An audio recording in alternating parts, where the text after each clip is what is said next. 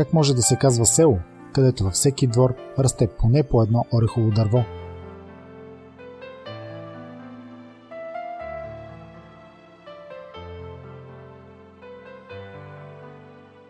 И колко храни могат да бъдат приготвени, в които орехът е основна съставка?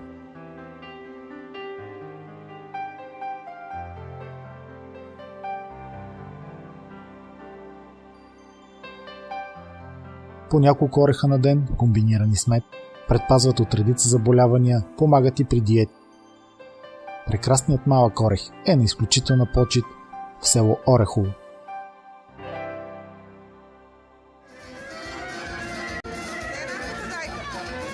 Посетихме родопското село, за да видим наживо как се консолидира една българска общност. Празника Ден на ореха в село Орехово.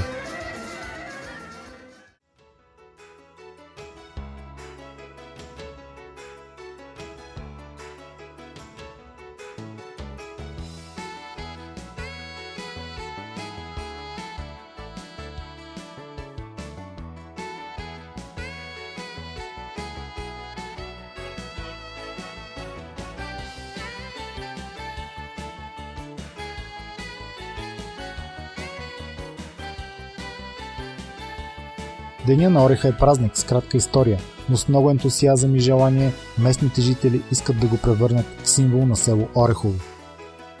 По традиция всяка домакиня поднася на площада собственоръчно приготвено ястие с задължителна съставка орех. В селото постоянно живеещи са около 300 жители, но по време на празника се събират над 1000 гости. Но да не избързваме. В близост до Орехово има природни забележителности и исторически места, заслужаващи внимание.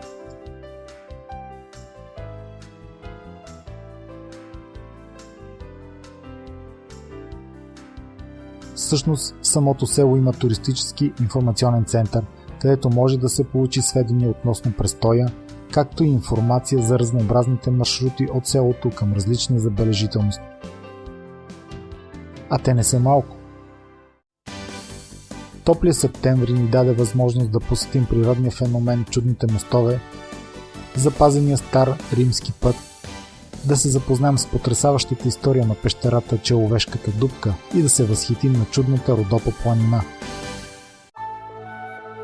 Казват, че тук в Родопите живеят най-много столетници, като обяснението е в чистия въздух, истинската храна и спокойния живот.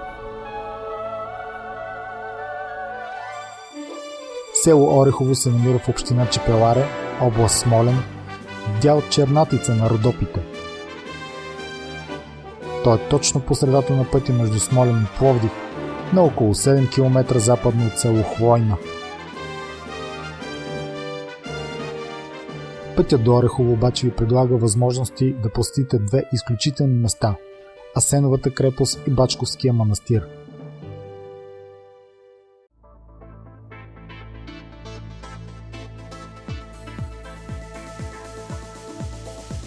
Пътят ни води през Асеновград, типичният за България малък град със своя спокоен живот и приветливи хора. Преминаваме покрай надвесената над пътя твърдина от времето на асеневци, за да отбием в манастира Успение Богородично, или по-известен като Бачковския манастир.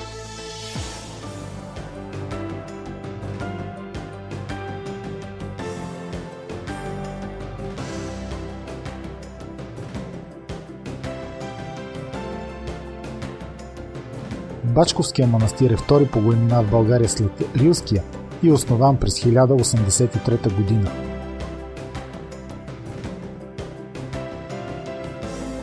Освен като духовен център, през вековете в манастира се оформи книжовна школа, наречена Петрицонска, а в тъмните векове на османското робство манастирът е бастион на българите в региона. В края на 14 век Бачковския манастир е средище на просветното дело на българския патриарх Евтимий Търновски. Предполага се, че след неговата смърт през 1404 година е погребан именно в манастира. Стените на манастира представляват крепостни прегради, запазили целостта на древната обител през всичките бурни векове на съществуването й. През 19 век Бачковския манастир се оформя като център на духовността в областта.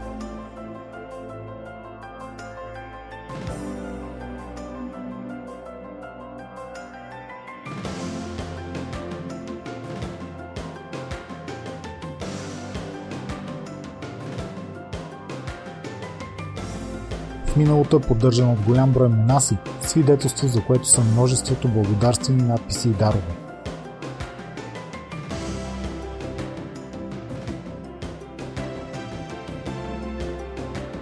Разположен само на около 10 на км от Асеновград, днес манастирът е спокойно и тихо място и интересно за посещение.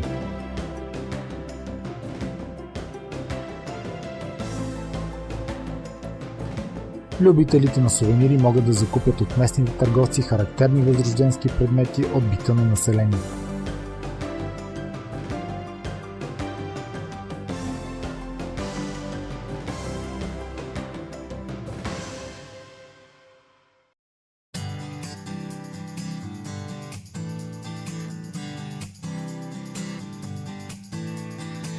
Пътят ни продължава през село Бачково, за да се озовеме сред заобилните склонове на Родопите в посока село Хвойно.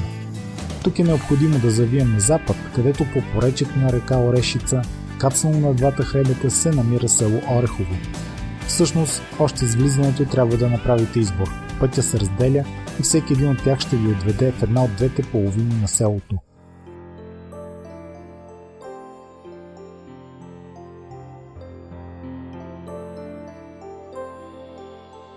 Надморската височина на Орехово е от 900 до 1050 метра. Тази особеност удивително напомня най-голямото село в Родопите – Момчиловци, разположено също така в денивелация от близо 200 метра. Къщите са накацали една на друга на левия странен бряг на река Орешица, точно между ридовете Свети Илия и Брязовец от юг и западната част на Белочерковския рид на север. От пръв поглед се откриват природните богатства на района – вековни зелени гори, свеж въздух, чиста природа и истинско спокойствие.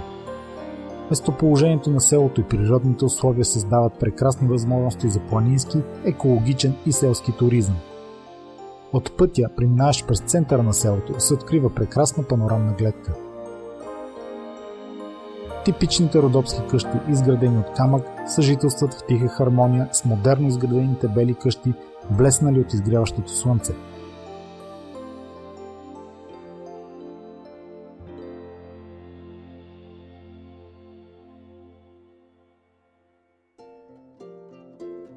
Сегашното село Орехово е с 300 годишна история, но разкопки в околността говорят за по-ранно заселване на района.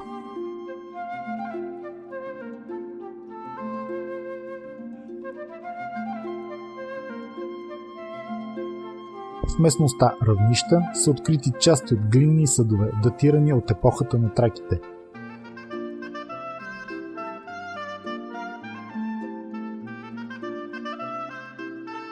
Вероятно на мястото му в древността имало римско селище, доказателство за което е намиращият се близо до селото Стар римски път, наша основна цел за посещение.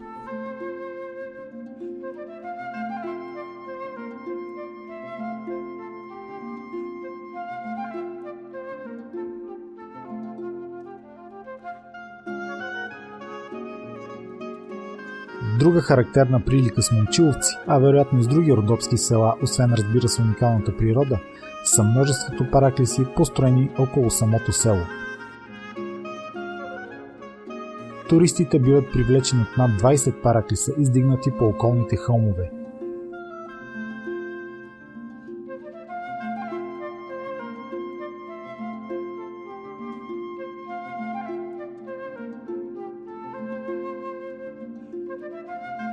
Християнството винаги е помагало на населението от Родопите да запази своята национална и верска идентичност.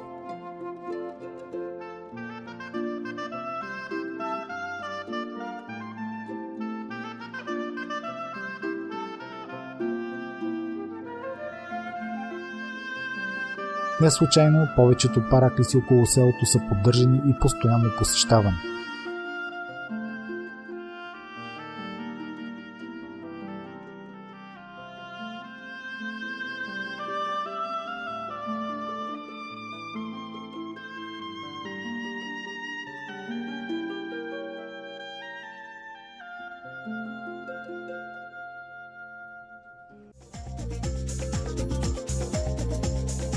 Ако сте любители на религиозния туризъм, то Параклисите са за вас, но ви съветвам да не пропускате възможността да се насладите на природата около Орехово.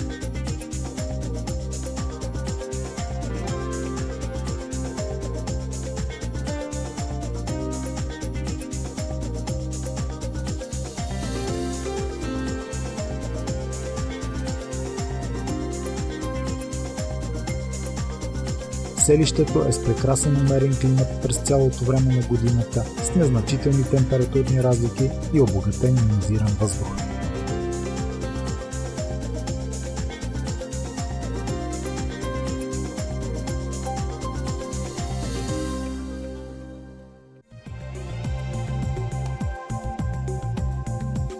Около селото се разкрива разнообразен планински ландшафт с чудни пещери, с богати карстови форми и живописни пропасти.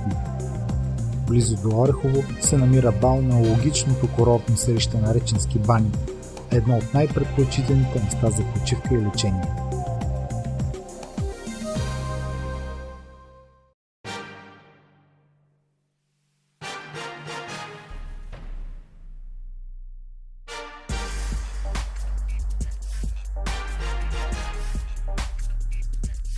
Чудните мостове. Не пропускайте да ги видите.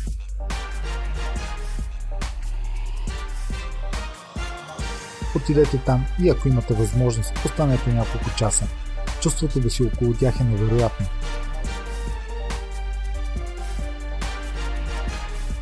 Слезте до малката рекичка, която тече в дъното на карстовата пещера и погледнете нагоре, за да усетите резултата от милиони години упорита работа на водата.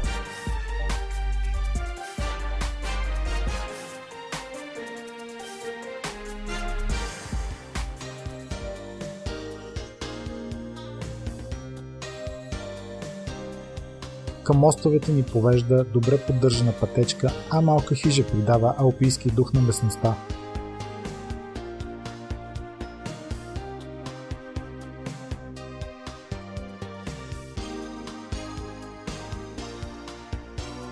Какво представляват чудните мостове? Гениално творение на природата или просто нейна игра? Милиони години работа на малка рекичка или природен колапс с библейски размери?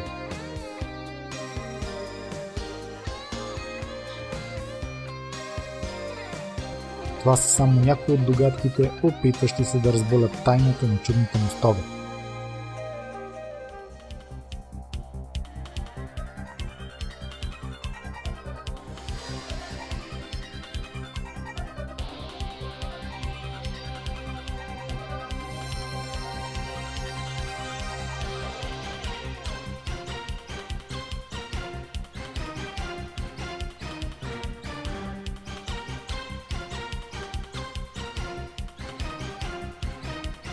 Уникалният природен феномен се намира на 15 км от село Орехово. Ако ви плаши ходенето пеша през красиви местности, то спокойно можете да ползвате обходен път с кола.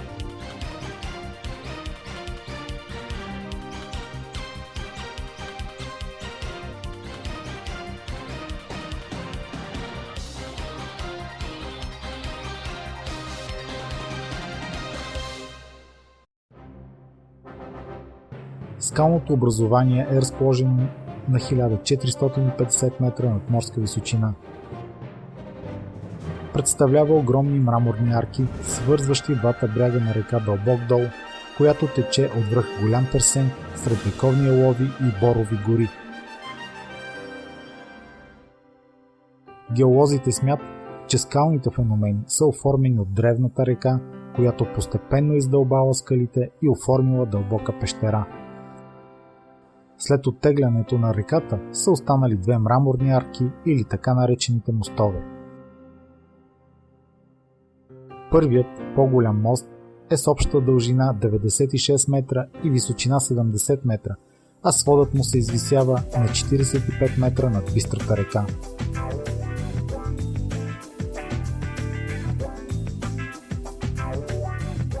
На около 200 метра по-надолу е вторият мост, който е с дължина 60 метра, височината му е 50 метра, арката е 30 метра и всъщност прилича на дълъг тунел.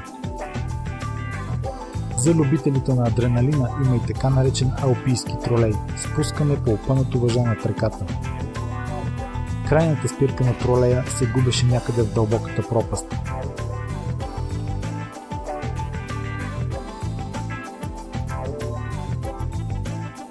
След кратко колебание решихме да ползваме старият метод, познат от векове – ходене пеша.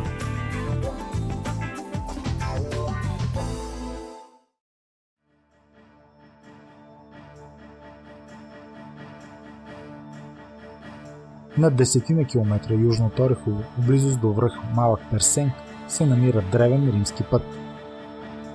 Всъщност, походът ни към него започна от чудните мостове. За да го посетим, използвахме пътеката, която води от хижа Скалните мостове за хижа Персенк. Пътят до там е обозначен и маркиран, предимно е изкачване и в зависимост от скоростта може да бъде преминат за час и половина до 2 часа. Задължително си вземете вода, а също и подходящи за сезона дрехи.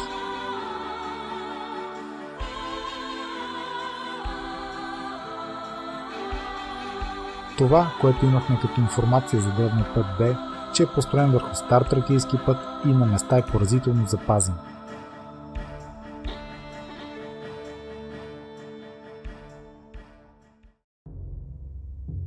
По пътя видяхме интересни каменни останки, вероятно от някогашно укрепление.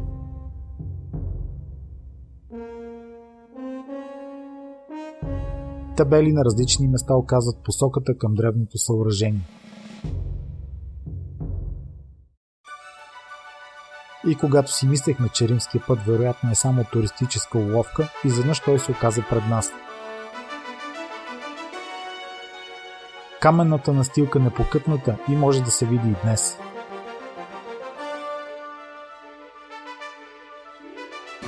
О, да, аве, Цезаре, аве. Умората от нелекия преход беше бързо забравена. Чувството да снимам път, по който са вървели хора още преди 2000 години, беше невероятно.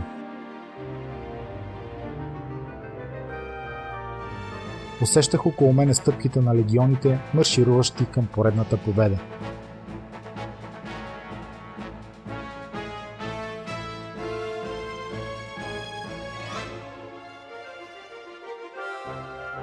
Макар и далеч от съвременните представи за удобен път, тези артефакти дават отговор на въпроса защо Римската империя е най-великата в древността. Пътищата са давали невероятното предимство от бързо придвижване на римските легиони и в най-отдалечените краища на империята.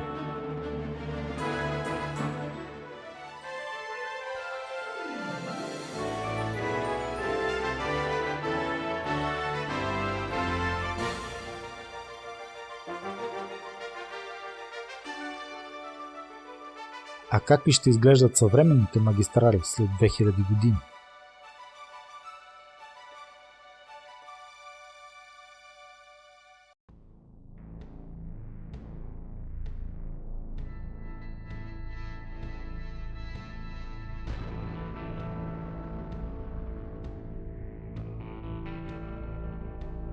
Скрита сред обраслите хълмове около Орехово е пещерата Человешката дупка.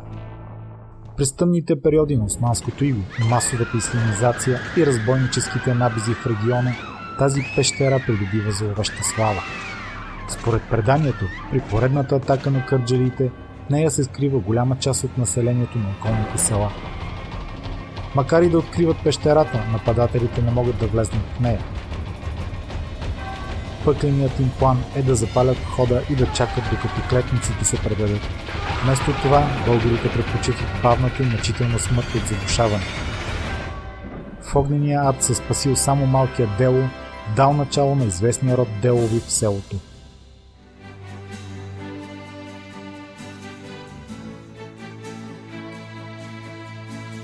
Пътят до Човешката пещера никак не е лек дори в светъл и слънчев ден.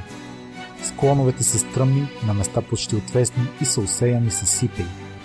Пътеките се вият по високи баири, покрай ниски храсти и остри камъни. Под прикритието на нощта, местните жители са търсили своето спасение в скритата високо Човешка пещера.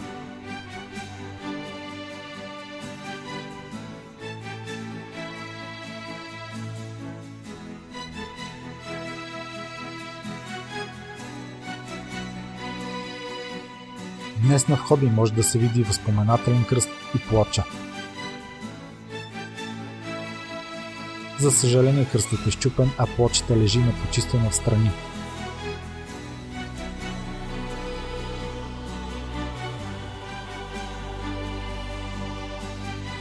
Успяхме да влезем в пещерата, която се оказа доста широка, но смързяващо ледена и враждебна. Бързо се върнахме към топлото слънце, но още дълго усещахме голямата човешка трагедия, случила се на това място преди 3 века.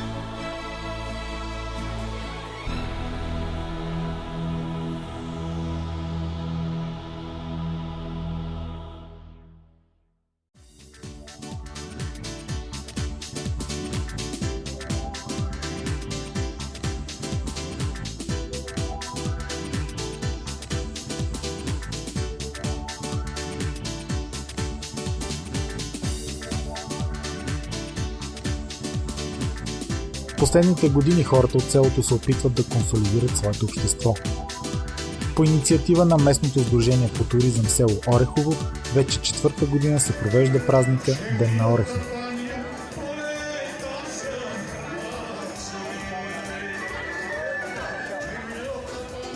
Към самото сдружение са регистрирани повече от 10 къщи за гости, занимаващи се с туризъм.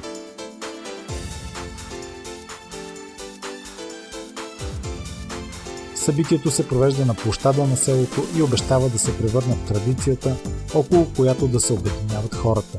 А какво по-българско може да има от една среща на добри приятели и роднини и сладките приказки под звуците на българска народна музика.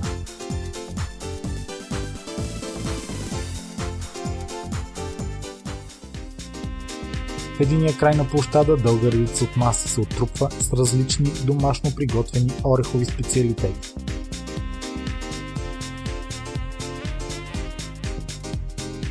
Всички празнуващи домакини гости опитват от предлаганите ястия, в които орехът е неизменна съставка. На импровизирана изложба бяха представени картини на най-известния жител на селото Атанас Калинов, който е и автор на книга за село Орехово. През тази година беше чествана и 100 годишнината на Ангел Лапатаров, първият мотоциклист в България, роден в село Орехово. Празникът беше озвучен в живо изпълнение на български народни песни и хора, а допълнителен колорит внасяха и участници в традиционни български носии.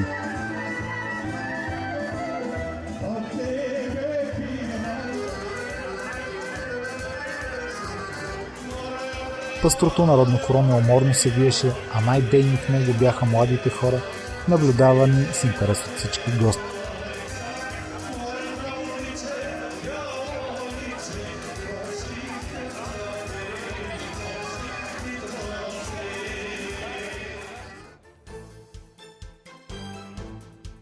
И докато едни играеха неуморно на площада, някои от гостите наблегнаха на това, в което са най-добри – консумирането на местните орехови специалитети.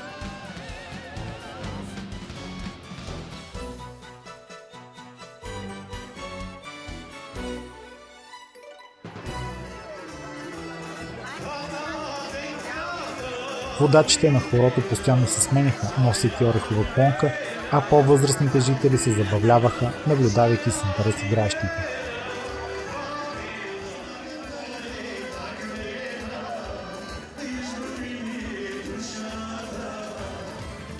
Топлата септемврийска вечер децата също не скучаеха. Освен забавни игри за малките, домакините бяха организирали викторини с исторически загадки, касаещи най-вече района около Орехово. Освен традиционните кътми с мед, печени на площада, интерес предизвикаха и орехови лечебни рецепти, които гарантирано помагат при редица заболявания. На гостите на празника местните занаятчии предлагаха и сувенири, които да им напомнят за този наистина прекрасен български край.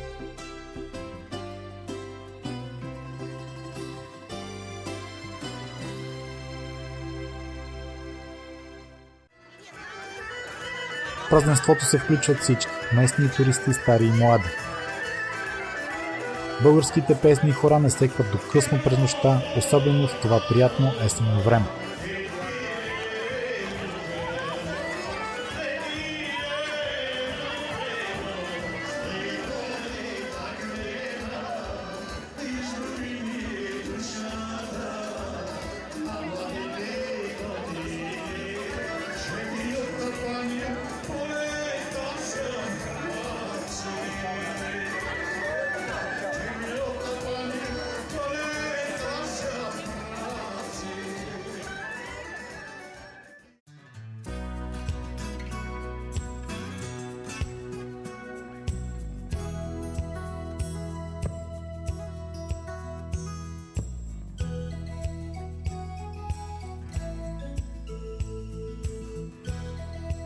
Прекарахме 3 прекрасни дни в село Орехово, типичното родопско село, изпълнено с история, пазещо своите традиции и гледащо с надежда в бъдещето.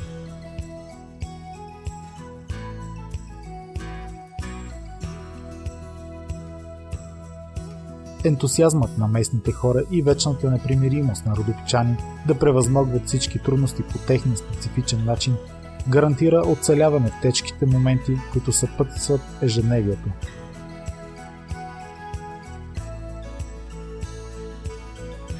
Не случайно и паралелно с празника Ден на ореха вървеше подписка за пускане на редовна автобусна линия за селото. Дори и в празнично настроение, ореховци не престават да мислят за своето бъдеще, пазейки миналото си.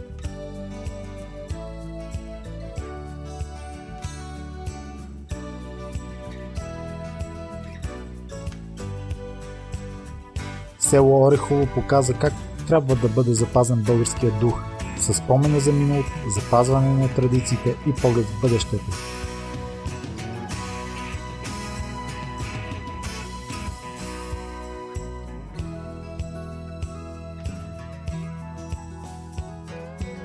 И както каза кметът на селото, госпожа Павлина Петкова, посрещаме гости, изпращаме приятели. Отидете в Орехово като гости. Гарантирано ще си тръгнете като приятели.